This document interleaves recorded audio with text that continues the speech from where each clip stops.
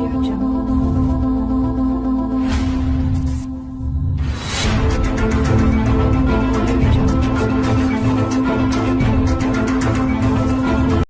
former president of Nigeria, Olusegun Obasanjo, has declared that most politicians who aspire to be the next Nigeria's president in 2023 are supposed to be in jail by now if the nation's anti-graft agencies, backed by the judiciary, were not deficient and inactive in their jobs and operations.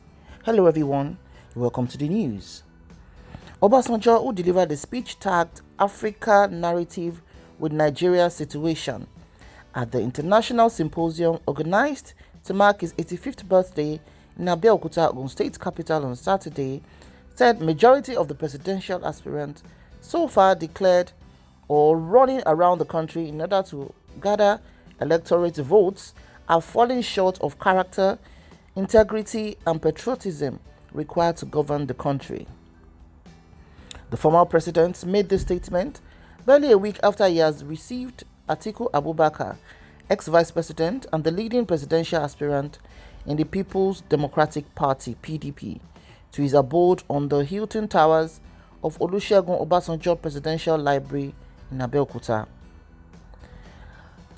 It can be recalled that Obasanjo's statement is also coming some weeks after Ahmed Bola Tinubu, the former Lagos State governor and the leading aspirant in the APC All People's Congress, declared his presidential ambition with subsequent tours of palaces of some chiefs and paramount rulers in Southwest.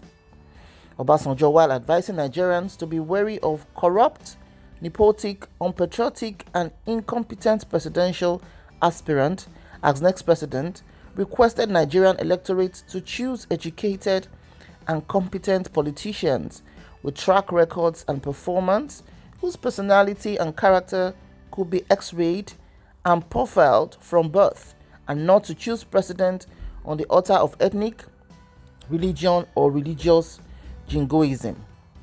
He said, as the quadrennial madness builds a herd of steam and the runners and the riders crisscross the nation in the quest for nomination as the party flag bearer to the highest office in the land, I read and hear about endorsements and statements in support of candidates that I frankly have not made and forming next political parties that I can never get involved in. I was told that social media credited to me names of 3 people from the South that I am sponsoring for the presidency in 2023. My friend, Professor Ango Abdullah, who brought this to my knowledge, remarked that he did not believe that I made such a statement because it was out of my character. I have never named names nor stated my position. In situations like the one we are in, I will not rush into naming names without necessary consultations and well-defined principles and criteria. We need to be clear about what Nigeria needs today and why Nigeria needs it. Only then can we answer the question of how that will inform us of the criteria and characteristics for determining who. I believe in principles before personalities, and taking personalities before principles is putting the cart before the horse. And for me, the major issue is how to progress Nigeria from a country to a nation. If in 2015 Nigeria was 75% a country and 50% a nation, today Nigeria will not be more than 50% a country and 25% a nation. The task of reversing the trend is beyond one personality, one political party, or all political parties. It is beyond unprofessional and commercial politicians alone. It demands and requires all hands on deck. I mean, Nigerians in all walks of life, politicians, community leaders, traditional leaders, religious leaders, diplomatic leaders, leaders in the academia, leaders in all aspects of government life, and leaders in other aspects of civil society. Nigeria is stuttering, and for as long as we continue to put the cart before the horse, it cannot be well, or put another way, for as long as we cannot do the same thing over and over again, the result will not be different. If the drift is not altered, the remaining 25% of the Nigerian nation will be dissipated in no time, and Nigeria will not be a country but countries, and will never be possible to be a nation again. That will be a monumental tragedy for Nigeria, Africa, the black race, and humanity. Since 1999, we have changed both from one political party or another. We have maneuvered and manipulated to the point that election results are no longer reflections of the will of the people, and we seem to be progressively going back rather than going forward politically, economically, and socially. We have activities without requisite actions and personnel to move us forward. If we continue in the same pattern of recycling, sweet word campaigning, maneuvering without substance of integrity, honesty, patriotism, commitment, outreach, courage, understanding of what makes a nation and what makes for development, we will soon have to say goodbye to Nigeria as a nation. I cast a cursory look at some of the people running around and those for whom people are running around for. If EFCC and ICPC will have done their jobs properly, most of those running around and would not be doing so, but would rather be in jail. Any person who has no integrity in small things cannot have integrity in big things.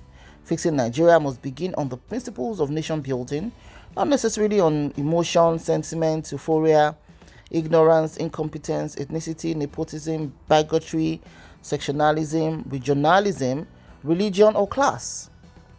The issue of security, stability, development, economy, and our relationship within Africa and with the rest of the world can only be taken care of if we get the issue of nation building right. We have a lot to learn from the events of the last almost 24 years, and God is not to blame if we fail. It will appear that we are not getting our priorities right, and that can spell doom on our country if we fail to do what we should do for nation building in terms of fundamentals of equity, justice, common ideals, popular education, shared values, mutual respect, and equality of opportunity, anchored and propelled by leaders across the board that are persons of integrity, honor, morality, competence, great virtue, courage to do what is right, humility, and ability to put a team together and work with them in selfless devotion and service with the fear of God. Federal character, rotation, and such other measures are meant to help our nation building process and more sure-footedly move Nigeria forward, but riding over these measures rudely, shoddily, and roughly cannot augur well for a nation building process and progress. From personal experience and clinical observation, there is no substitute for a steady and uncompromised process of nation building, as we have had in some notable examples in the past that have stood us in good stead. So that is the speech given by the former president of Nigeria, President Olusegunobasanjo, on his birthday, on his 85th birthday, that was celebrated in his hometown in Abeokuta, Ogun State, Nigeria. So these are said many people, reacting to say who is exactly being referred to, because people have been going around. We've had almost about 10 presidential aspirants who have declared their interest for the presidency in 2023, and Baba is not somebody that speaks without meaning some of his words. So it's a case of who is being referred to here. Well, we'll wait and see for more reactions on this particular issue, but we cannot but take some values in what Baba said to say we need to go beyond a lot of emotions, sentiments, ethnicity, and focus more on nation building, particularly the fact that we should turn our country into a place where it could be a good source of reference, not just in Nigeria, but with the rest of the world. As it clocked 35 years, which it showed us the strength in a football match on his birthday, we wish ex-President Olusegun Obasanjo more years in good health and vitality. So what's your opinion about the statement of many presidential aspirants should be in jail now if EFCC and ICPC were doing their rightful jobs? Please drop your comments in the comment section below. See you in my next news, and bye for now.